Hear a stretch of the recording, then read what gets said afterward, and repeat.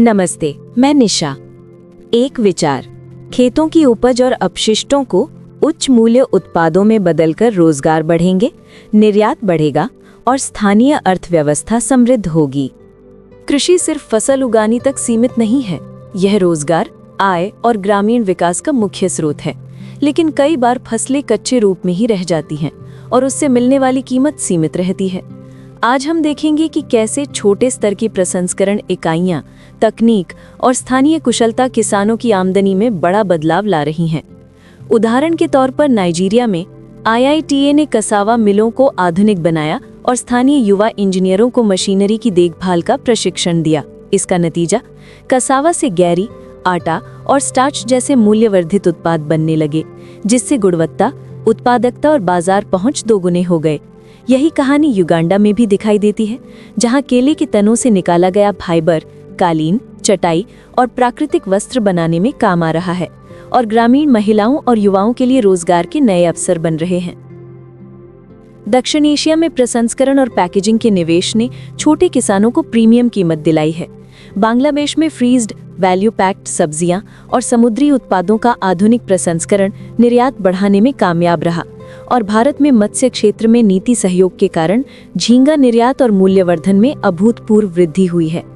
इन पहलों ने दिखाया कि सिर्फ उत्पादन बढ़ाना ही काफी नहीं, सही इंफ्रास्ट्रक्चर और नीति समर्थन भी जरूरी है। फिलीपींस और वियतनाम जैसी जगहों पर खेतों के रेशेदार अपशिष्टों को प्राकृतिक वस्त्र रेशों में बदला जा रहा है। उदाहरण के लिए केले के तनों से निकले रेशा छोटे किसान के लिए खेत गेट मूल्य को कई गुना बढ़ा देता है और पूरा स्थानीय वैल्यू चेन सशक्त होता है। वियतनाम में स्थानीय प्रसंस्करण और प्राइवेट लेबल पर जोर देकर निर्यातक अधिक मार्जिन पा रहे हैं। दक्षिण अमेरिका में किनुआ जैसे उत्पादों की ब्रांडिंग ने किसानों की आय बढ़ाई है। पेरू और इक्वाडोर जैसे देशों ने विशिष्ट किस्मों और ब्रांडेड एक्सपोर्ट से प्रीमियम कीमतें हासिल की है। यानी मूल्यवर्धन केवल तकनीक नहीं बल्कि स्मार्ट मार्केटिंग भी है।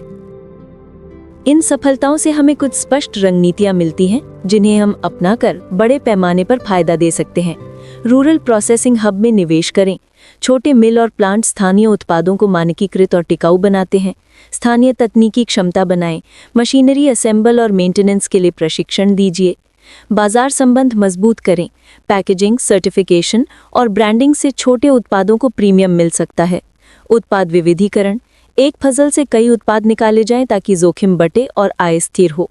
जन निजी भागीदारी, रिसर्च संस्थान, सरकार और निजी क्षेत्र का मिलकर वित्त पोषण और ज्ञान साझा करना जरूरी है। केवल उपज बढ़ाना ही पर्याप्त नहीं, जरूरी है कि कच्चे माल और अपशिष्टों को ब्रांडेड, उच्च मूल्य वाले उत्पादों में बदला जाए। इससे न केवल किसानों की आमदनी बढ़ेगी बल्कि ग्रामीण अर्थव्यवस्था अधिक लचीली और आत्मनिर्भर बनेगी। छोटे परिवर्तन जैसे एक लकानीय मिल, प्रशिक्षण कार्यक्रम या बेहतर पैकेजिंग बड़े आर्थिक असर ला सकते हैं। हमारे पास नीतियां हैं, तकनीक है और युवाओं का जोश भी है। अब हमें इन्हें जोड़कर क्रियान्वित करना है। यदि आप एक किसान, उद्यमी, निवेशक या नीति निर्माता हैं, आज ही सोचें कि आप अपने क्षेत्र में मूल्यवर्धन कैसे लागू कर सकते हैं। छोटे कदम आज उठाएं, बड़े परिणाम कल मिलेंगे। यदि आप एग्री बिजनेस दाता या किसान हैं तो ये आलेख ठोस केस स्टडी, वित्त पोषण विकल्प और अपनाने योग्य कदम देता है। पूरा लेख पढ़ें और इन्हें अपने संदर्भ में लागू करें। धन्यवाद सतत और मूल्यवर्धित कृषि के समर्थन के लिए।